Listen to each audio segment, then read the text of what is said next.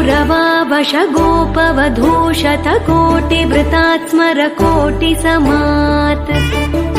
प्रतिवल्लविकाभिमतात् सुखदात् वसुदेवसुतान्न परं कलये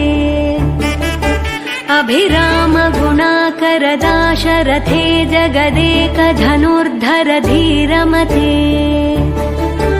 रघुनायक राम रमेश विभो वरदो भवदेव दया जलधे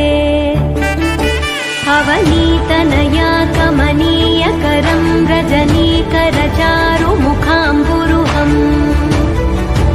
रजनीचर